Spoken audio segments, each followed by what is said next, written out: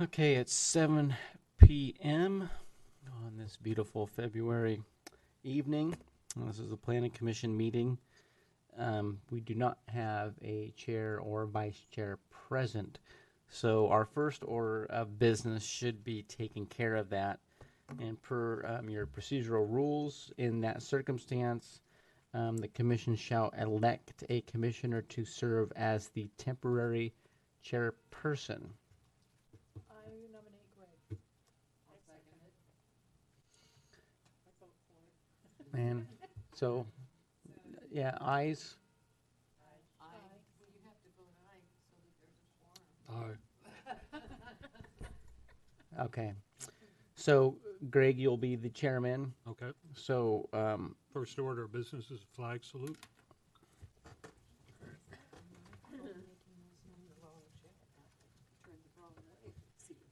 I pledge allegiance To the flag of the United States of America and to the republic for which it stands, one nation, under God, indivisible, with liberty and justice for all. I'm gonna have to turn that phone off. on this busy evening.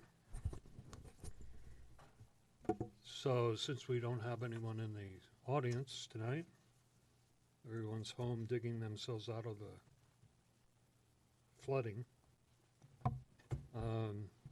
Consent agenda for the Planning Commission minutes dated January 8th, 2019. So moved. Make a motion, we accept the minutes as presented. Second. It's been moved and second to approve the Planning Commission minutes dated January 8th. All in favor? Aye. Opposed? Thank you. I guess we can go right to the public hearing.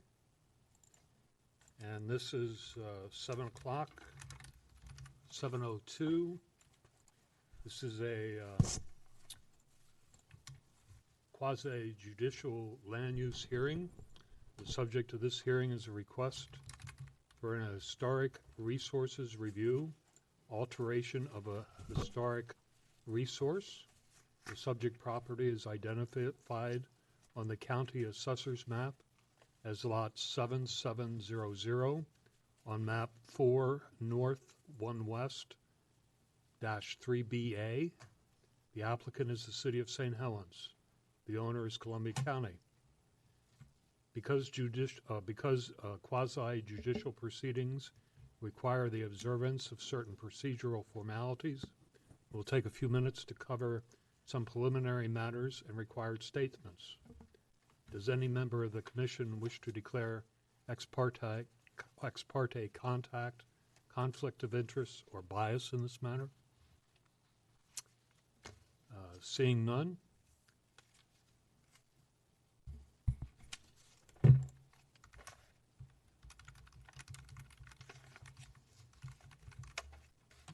Does anyone from the audience object to the ability of a commissioner to make a fair decision? Audience. Generally, the order of proceedings will be as follows. Required statement, staff report, applicant's presentation, those in favor of the application, neutral testimony, those opposed, rebuttal by applicant, final questions, close of the record, deliberations, and decisions. The following statements are required to be made at the commencement of the hearing pursuant to the City Code and ORS 197.763, paragraph 5. The following is a list of the applicable substantive criteria for this decision. The St. Helens Municipal Code 17.36.040 3A-L. All testimony, arguments, and evidence must be directed toward the applicable substantive criteria as described, or other criteria in the plan, such as the comprehensive plan, land use regulation, such as that found in the Development Code, which the person believes applies to the decision. Failure to raise an issue, including constitutional or other issues relating to the proposed conditions of approval in this hearing, in person or in writing, or failure to raise an issue accompanied by statements or evidence sufficient to afford the approving authority an opportunity to respond to the issue precludes appeal to LUBA, the Land Use Board of Appeals, on that issue, and precludes an action for damages in circuit court. Okay, thank you, Mr. Temporary Chairman. So Jenny and I are going to tag team on this a little bit. She's more familiar with the project than I am, the background of the project. I want to start just with a premise of why we're here. Then Jenny will give a background, then I'll finish it up. So in this city, we have designated landmarks, and those are our locally identified historic resources. And when we have an application to alter one of those resources, we have to have this historic resource review. So that's what we have before us. This is different from the architectural review for the Riverfront District. This is a formal decision by you, the Planning Commission, in this particular case acting as the Historic Landmarks Commission. And most of our historic landmarks are buildings. The City Hall building is one of them, the courthouse building, at least the basalt portion of the courthouse, not the 60s or 70s edition. And most are buildings. But we do have some features in town that are not buildings, that are historic landmarks. One is the stone wall along Spain's Hill, and another is the plaza. And the significance of the plaza is the courthouse was built, and then I think within a couple years, the county hired an architect to build a plaza in order to have a grand entry to the courthouse. And the plaza's, of course, been used for a lot of things. It's a center of activity, and it's also something that was identified in our branding and wayfinding master plan, which Jenny can talk about more. Yeah, so I think some of you were involved in the actual master planning process, but back in 2016 and 2017, we went through a process to come up with cohesive wayfinding for the city. And wayfinding are those signs that you see guiding pedestrians and vehicles to different districts in the city. And in this case, a lot of the wayfinding was to get people off of the highway and into our beautiful downtowns and business districts, Holton and Riverfront. And so we adopted this plan, applied for a grant to get funding to install the signage. We're successful with getting that grant. And now we are implementing it. We're actually installing a series of about 20 signs. Most of them are leading us to this district. And one of the signs includes this kiosk. And so the consultants and the community recommended this is kind of the highest priority location. This is where a lot of our annual events occur. So this is kind of the culmination of all of those signs directing people to our downtown. And we hope to install a map of the downtown, and then on the back side there's a bulletin board where you can post public events and seasonal events, and this just seemed like the most logical place for our first ever kiosk. There are a couple other locations proposed in the plan, but they cost money, and this was our highest priority location. So the other locations are the Chamber building, the visitor center, and then right as you get off the docks here in Columbia View Park for the boating community, we would want to orient them as well. But this is the first ever install. And I just wanted to add that since this staff report was written, I presented this before the County Board of Commissioners, and they approved tentatively of the location, but we need to confirm once we start digging and find utilities. We need to confirm with the facilities manager, any final relocation of utilities that may be necessary. But the commissioners were very supportive of the project itself. So the staff report was kind of written with that being unknown, but now we know. So that's where we're at. So when we look at historic alteration of historic landmarks, there's all these criteria that we have to meet. And since it's not a building, it's a little simpler. And some of the key things here are, we're preserving distinct features, or the ability to restore distinct features.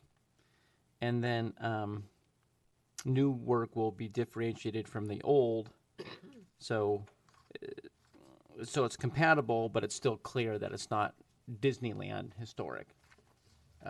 It's clear that it's not. You're not trying to give a false authenticity. And so when we look at the plaza, we've done this before, and I remember looking into it and looking at all the old photos we could find. And fortunately with the plaza, there's a lot that we can look at. And so if we go back to the earliest photo, at least that we're aware of, so the courthouse was built in 1906, if memory serves me correctly. Don't take my word for it, but it's roughly around there.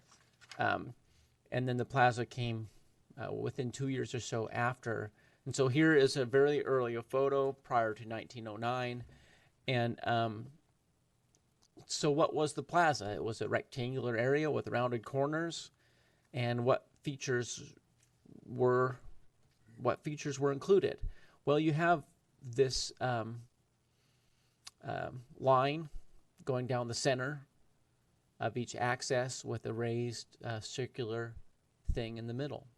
So that's 1909. If we go to a later photo to the 40s, it's still rectangular. We still have that crucifix pattern. We still have that thing in the center. In this case, in the 40s, I think there was a cannon there. So then if we fast forward a little bit more, we look at 1963, we still see that crucifix and the center. But then sometime between 63 and 83, that was lost. And I believe that crucifix was an important architectural element to the plaza, and ideally, at least from a historic preservation standpoint, will be restored someday. Luckily, the centerpiece is still there. And so when we look at this particular proposal, are we going to mess with that? Or are we going to mess with the ability to put that back? And because it's going to be in the corner, we can safely say, no, it shouldn't mess with it. So then the other thing is the, is it going to create a false element of history? Is it going to look like the kiosk was there, in 1908 or so? And I think clearly it won't look like that. Well, it should look like it should look like it fits in the picture. Yes, so that's the other thing. Is it going to be compatible? Yeah. So we want it to fit, but not give the false authenticity.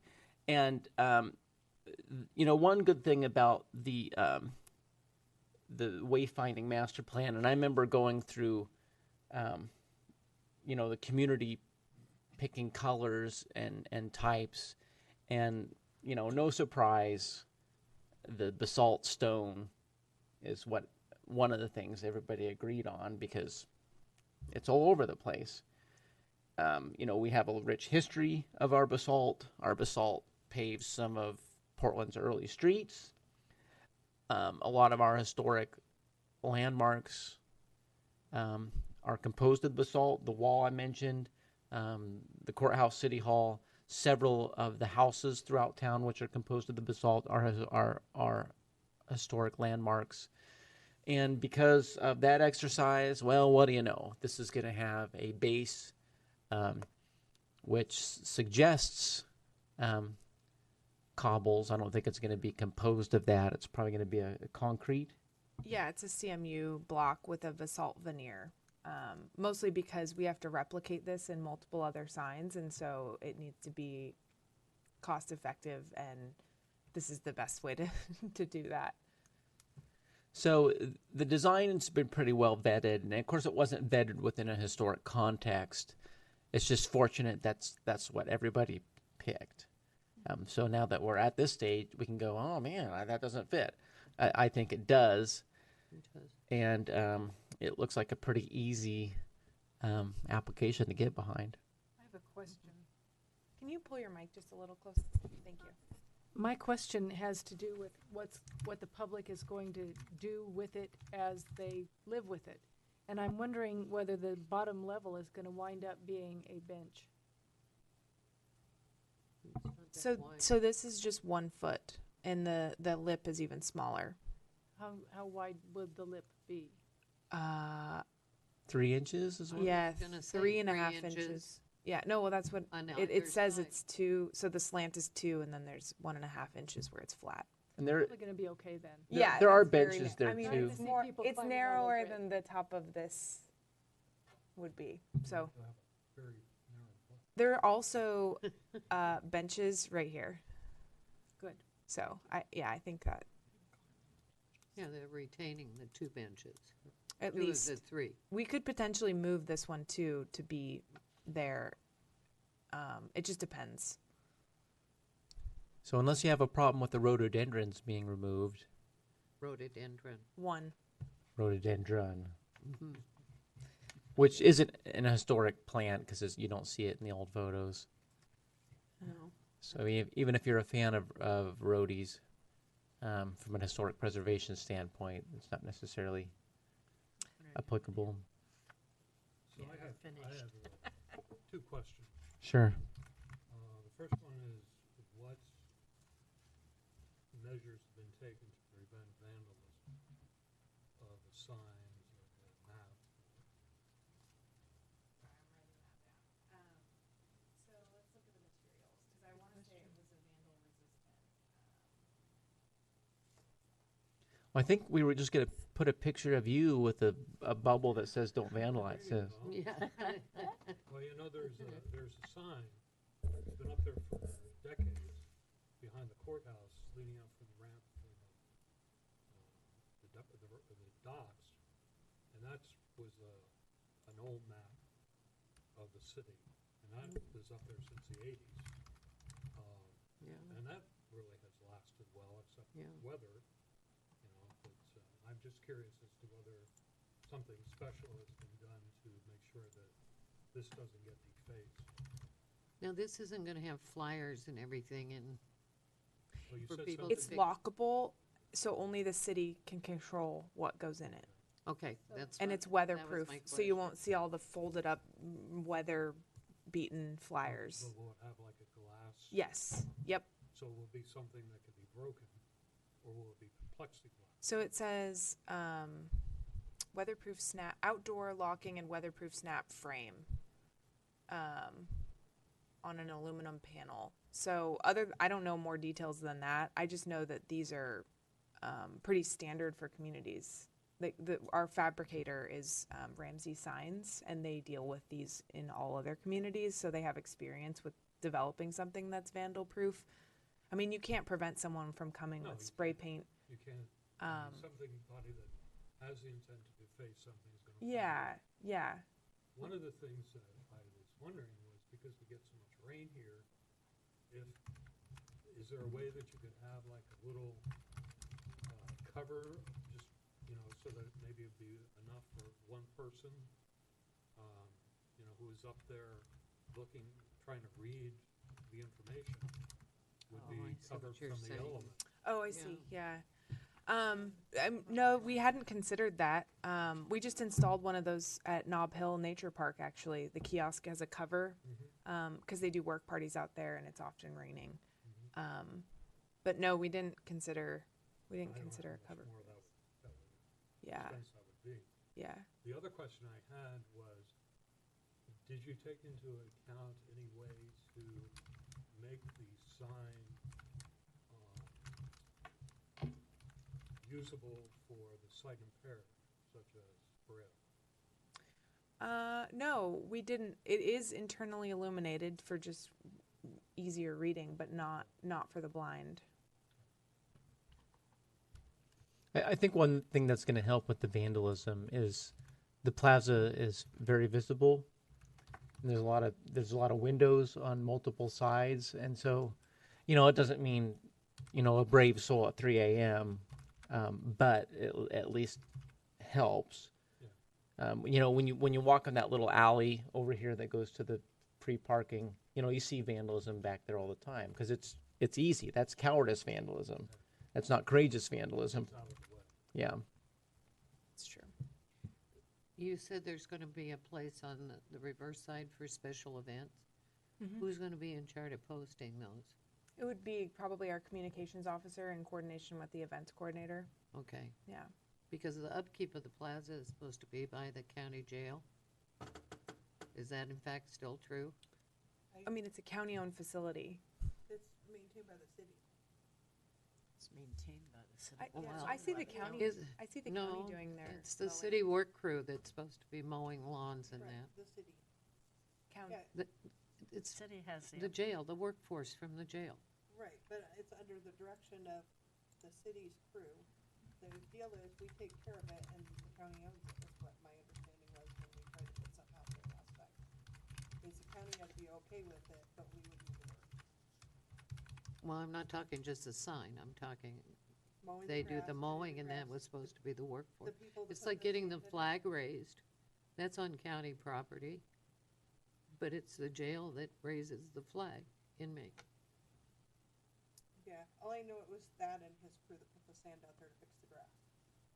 Okay, It was the city employee that did the sand and the aeration underground. But the ongoing maintenance is done by the county. I'm pretty certain. yeah, I always see them out there working, and she's not wrong. I have seen the workforce out there too. I don't- yeah. The jail work crew works for everybody. Right. Yeah. They do work in the parks They're everywhere. and the right of way. Yeah. can Totally. you get them to do the library too? They do. Well, It's in someone's rotation. not maintaining the garden in front of the library. Yeah, I was I gonna think say we're kind of more off often. track A little. here. Let's return to the. Return to the chaos. But we'll sign an agreement with the county about the maintenance of this kiosk being under our jurisdiction. Jurisdiction. Yeah. So you would bring So- in your notice of what was gonna, or event notice, Yeah. and then the city would post it. Yes. Exactly. Okay, Yeah. We would have the key. that's what I'm asking. Yeah. So it doesn't begin to look like layers and layers of, Yeah. No. The idea is that this is one of the first things a visitor would see of our community. So I think we want it to look nice. yeah, Would be nice. Yeah. that's what I was afraid of. Yeah. That presentation. was- This doesn't show it, but there will be a brief history of the city lit up. It'll be internally illuminated, and the text will be there, and then there'll be a map underneath this St. Helens, Oregon here. So a map and then some text about the city. Okay, sounds good. And why do you see the potential for having to remove one of those benches? It just depends for ADA access. We want to make sure that both sides are accessible, and so it needs to be wide enough. Yeah, and that's just potential. That's if necessary. Yeah. The other question is now, will the area around the kiosk be grass? Paved. Paved. Yeah, it has to be. Good. Yep. Yeah, and if you go out today, it's a mud puddle. Oh, yeah. So you'd want it to be, yeah. So do we need to go on drainage and, No. So that makes me wonder. I wonder if we should have a stipulation about the extent of paving in relation to the potential of restoring that feature.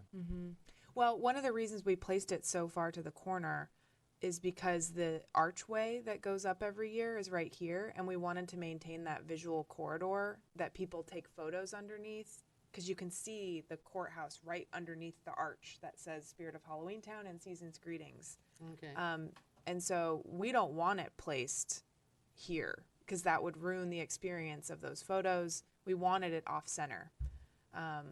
So I don't know if that's enough, but you could certainly condition the approval based on that, but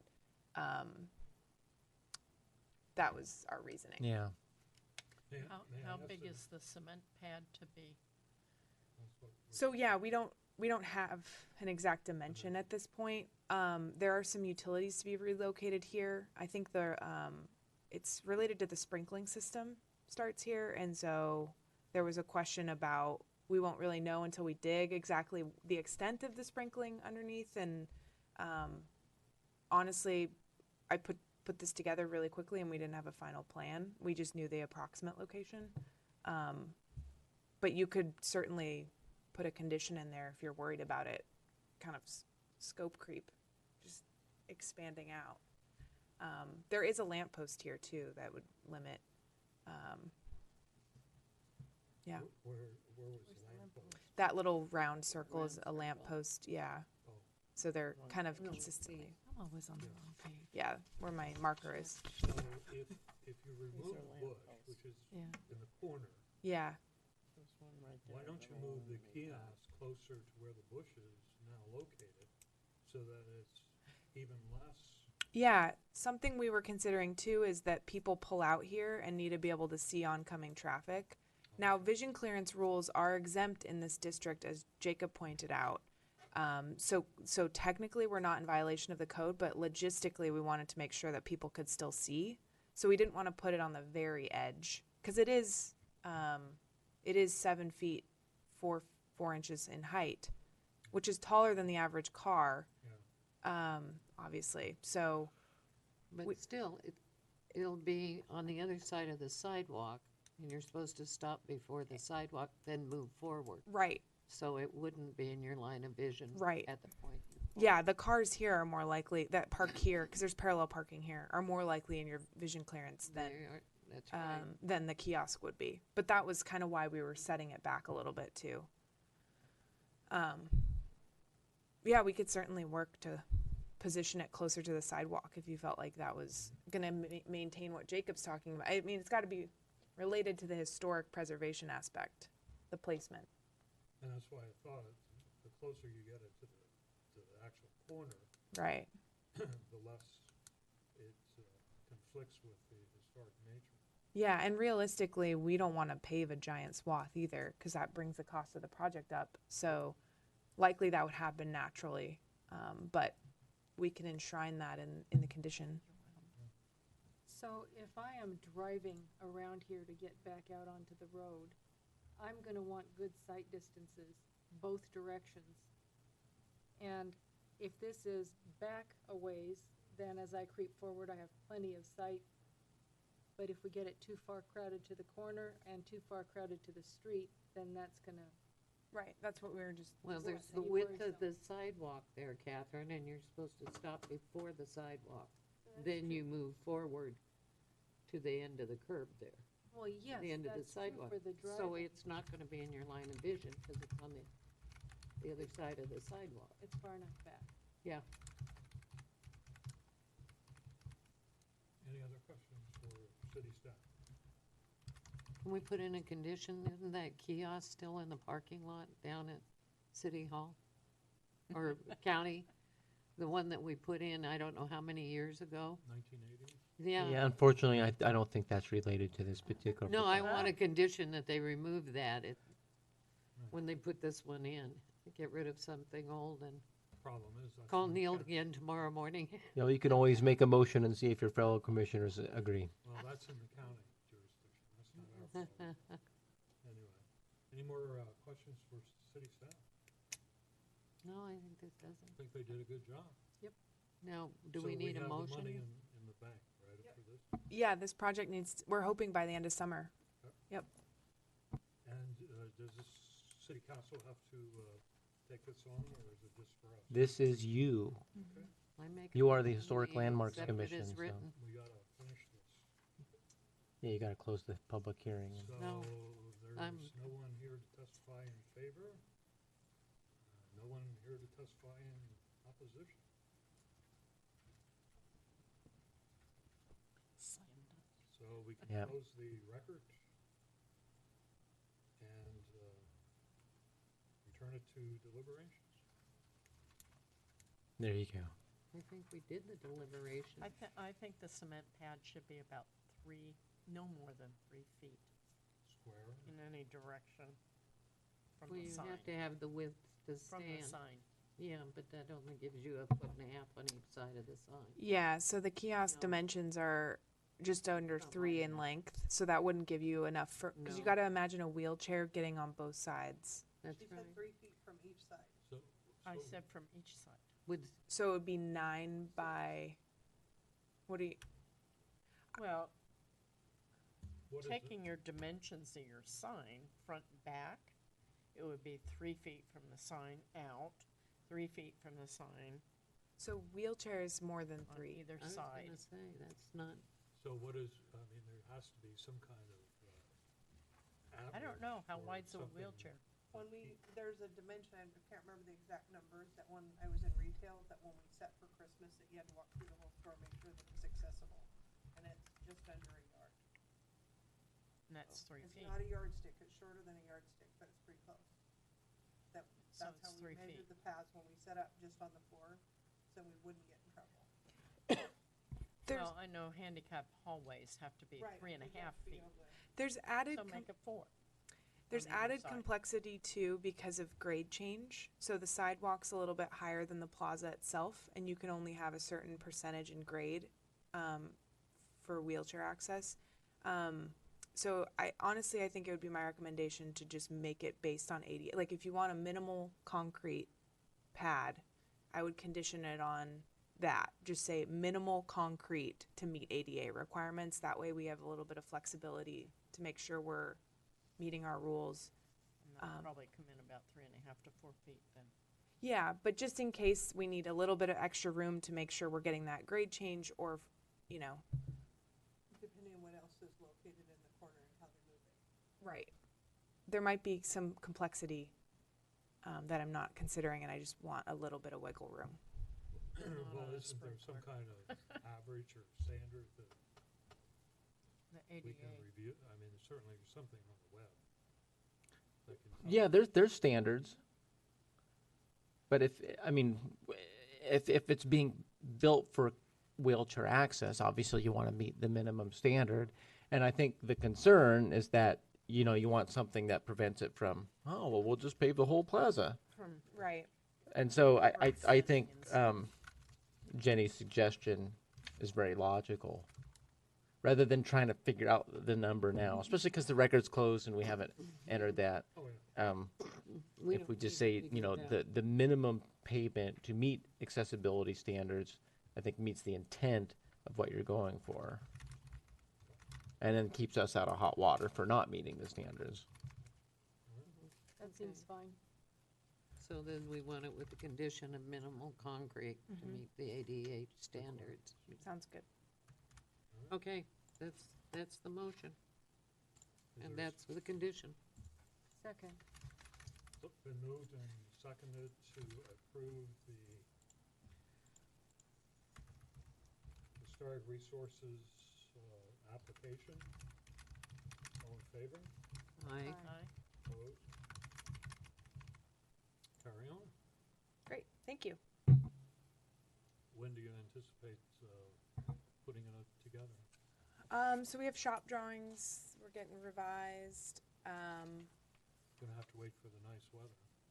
Yeah. No, it's Probably be definitely. 2 years. It'll just seem like 2 years. I would say at the earliest April, the Yeah. latest June, July. And could we get a motion for signature? Yes, So moved.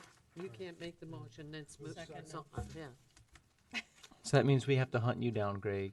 Just call me when it's ready. we- Who seconded that? I did. Okay, thank you. All right, certified local government historic preservation grant funding. Code of ethics, So certified local government grant. I think most of you, and probably all of you, at least who are here tonight, have been through this. The last cycle, we've gone through many cycles now, 5. And several of them, 3 of them of those 5 were used for our pass-through grant program, where we award people usually a small amount of money for their historic preservation project. Last year, we used it for City Hall to redo the grouting, which turned out really nice and reduced our ant problem, though it didn't eliminate it. And so once again, the cycle's coming up. One of the reasons for doing one project last year was the reporting changed. So these are awards that ultimately come from the National Park Service. They go through the State Historic Preservation Office. They come through us, and then we give them to someone. So it goes through a lot of people, except for last year. It stopped with us. We used it on City Hall. But because of the new reporting standards that are a little more arduous, we propose to just do one grant. In the past, I think we've done 3 or 4 for amounts of around $2,000 or $3,000. So this time we're looking at one grant of around $12,000. At least that would be the award. It's a pass-through grant, and it's a 1-1 match, and so, their project would have to be 24,000-ish, depending on what the exact CLG funds we get. And basically, we just want to make sure you're aware of what we're doing, and you don't give us any dirty looks for our proposal. So we're looking at doing the pass-through grant, one award. Once we send the letters out and get the applicants, we'll come back to you and score them. That'll probably be in June. And so in your packet was the selection criteria that we've been using since 2012. Just to refresh you on that stuff. And some other stuff, the Downtown Historic District. As a reminder, because this is state money, it has to be from the feds. It has to be from a federally recognized historic resource. Fortunately, we have our downtown district, given the efforts of the 1980s. And I think you have a map in your packets. And as long as it's contributing, primary, secondary, significant, that property is eligible. So we just want your blessing. And Jenny's ready to send off the application to the state. Probably just with the push of a button, send. So how do you notify people who would potentially qualify?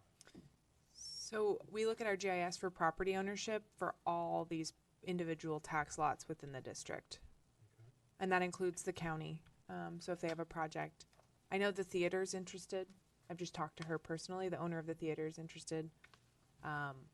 Interestingly enough, the Main Street program grant cycle just occurred, and so Al was soliciting a lot of property owners through Shedco.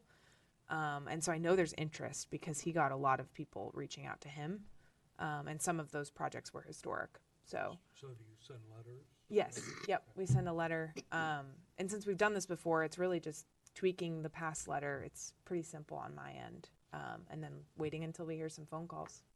Yeah, because, this isn't the original map. This is one we recreated. And having recreated this, we have that GIS data. And that GIS data, as you can see, identifies it as far as its category from those efforts. And basically, if it's yellow or red, we line that up with the assessor information for the mailing address and send that off to say, hey, you want something? We got it. Here's the application information. Let us know. So why was it the city's decision to just do one big pot rather than multiple? Reporting. It's the reporting became more troublesome. And I haven't experienced it when I was managing these. It was before the new requirement came into place. Jenny has dealt with the new requirement.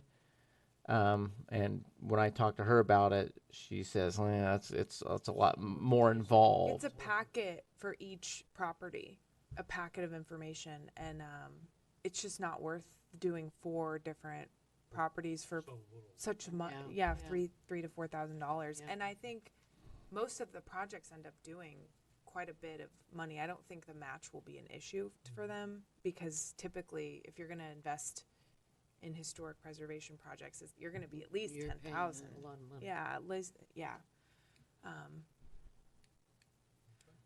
So, I mean, I don't know if you wanted to get into this priority, if you had any suggestions for changes here, or if you want to do that another time, but, It's been a while since I read it, to be honest. Oh, okay. But I guess we could. So, this grant selection criteria, and if you look in the upper right hand corner, it says it was updated in April of 2012, and this is something that we can revisit. The selection criteria. This isn't something that the state mandates, but obviously, we want to be fair and impartial, and so that's why we have this scoring mechanism to help determine, who gets the grant if we have multiple ones. This was developed back when we had a dedicated historic landmarks commission, and so the planning commission has inherited it. I don't recall any shortcomings with it.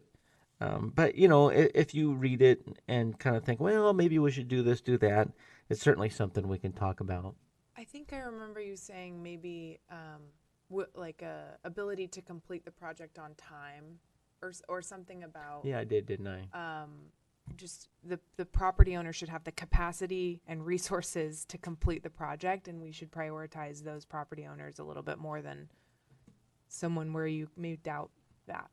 I'm glad you remember That our makes- conversations. Yeah, That makes sense. yeah. Yeah, And I think when this was built, it was trying to reward projects where it's very visible. So if you're doing preservation right here and in the front, as opposed to the back side of a building that no one Right. sees, or in the case of the theater, you're preserving not only the theater building itself, but a historic place where people have gathered for a long time and something that supports your downtown.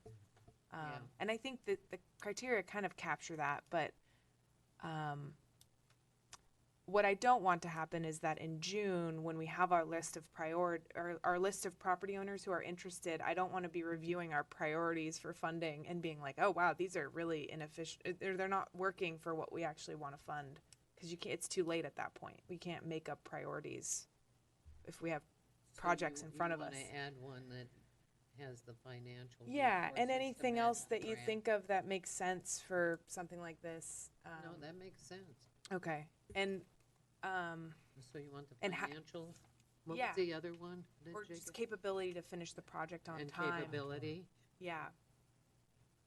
So for example, if they've done all their bids already and they have all this paperwork and they have a really good application, they should get priority.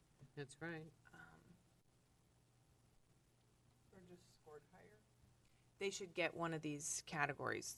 Yeah, there's not a category for Right, that. so they'd be scored higher in that category, because people have different degrees of readiness. Right, exactly. Yeah, so if someone just threw an application together last minute, and some of the logic to that is, I remember it's been many years now, but when I first went to a certified local government workshop and they were talking about this, that's kind of went, oh, that's a good idea, and that's when we first started doing it. And they talked about making sure the projects aren't too big, so they can be completed in time.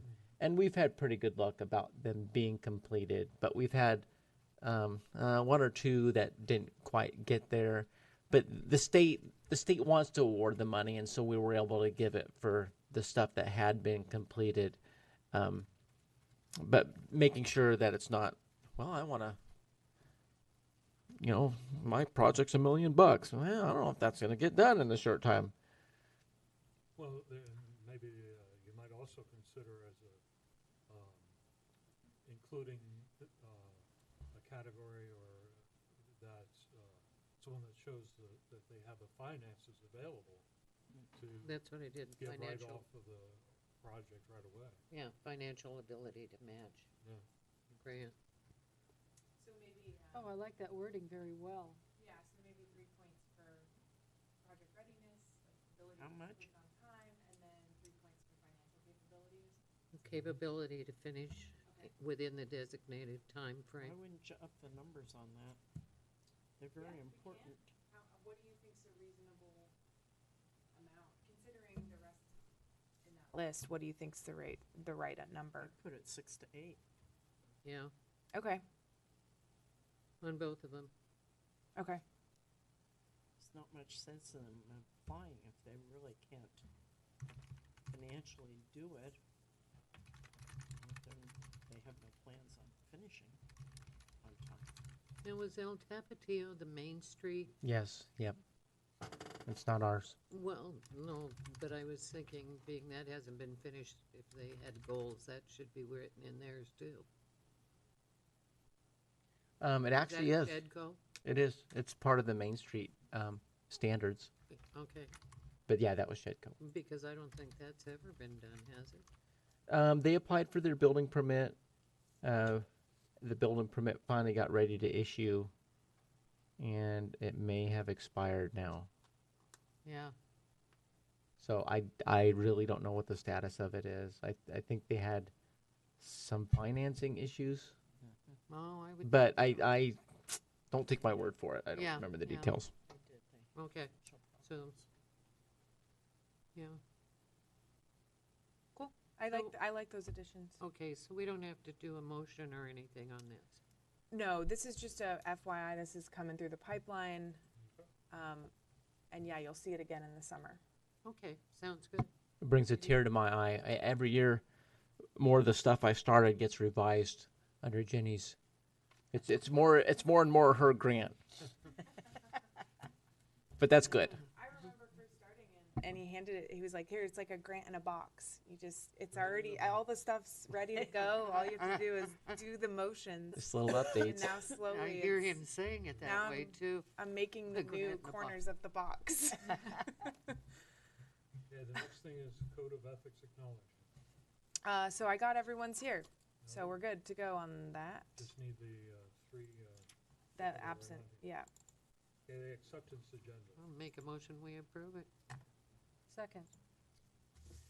It's been moved and seconded to approve the acceptance agenda. All in favor? Aye.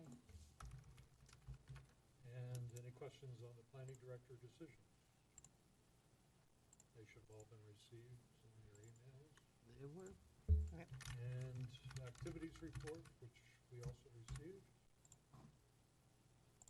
Any information items? I can't think of anything right now. Have we gotten a lot of calls today about flooding? Probably. I know Public Works, there was a couple people out. So Crystal, our communications officer, actually had to go to the city shops to cover the phones.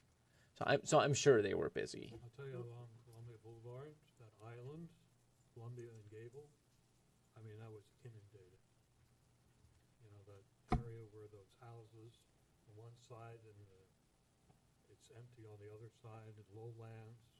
It was just, I've never seen it that bad before. So there was a section of Gable Road, right before you got to the cutoff of Columbia Faircrest, Boulevard and Gable. was still cut off because of high water. Wow. Don't forget, February 22nd? 20th. 20th at 6 o'clock. There's the joint county, or counselor Now, meeting. are we gonna get an Combined agenda council and before the planning meeting? commission meeting. I actually just sent one out Don't today, have that on my in your calendar. email. Let me even, Yeah, this morning. So We what could is- run that off, we don't need that in the mail. No, I just wanted to make I've sure. gotta put that on my got calendar. Yeah. All right.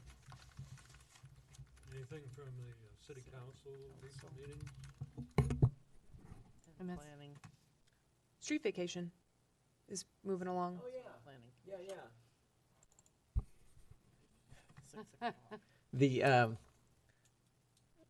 Rick Scholl, Ron Schlumpberger street vacation. Remember that one? Right. We finally got it worked out, and it had its first reading last week. And one of the papers made a story out of it.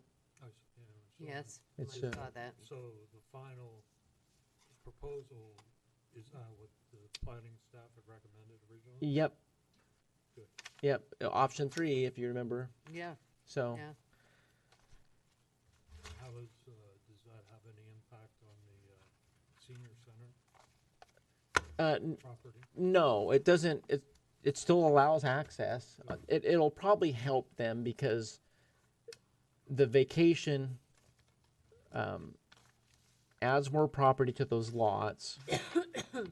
At least based on what we're told, they want to start doing some development up there, and that's just gonna bring those improvements closer to the senior center property.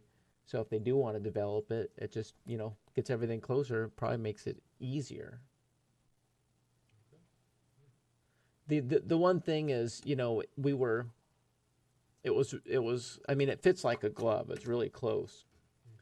And, one of the things we did with the council was say, okay, option 3, we need a legal description and everything within a year after we figure it out. And the first time I went up there, we had to move it to a couple feet. And then also they'll need to put in some ecology blocks because the 20-foot swath, the southern portion starts to slope off, and so they'll need to get some ecology blocks to put some gravel in to make sure we have a nice level 20 feet. It's only the very edge, but that's how close of a call it was.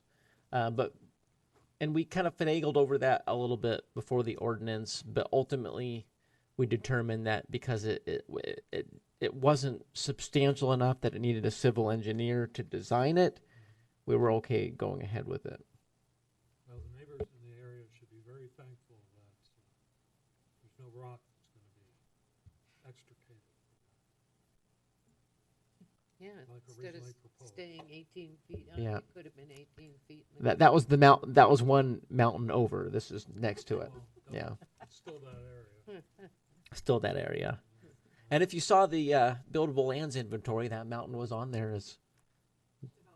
Yeah. All right. Just takes somebody with some ingenuity. Yes. All right. Anything else? I can't think of anything. 6 o'clock before the next meeting also. Move. I move we 6 o'clock adjourn. this coming week. All right. I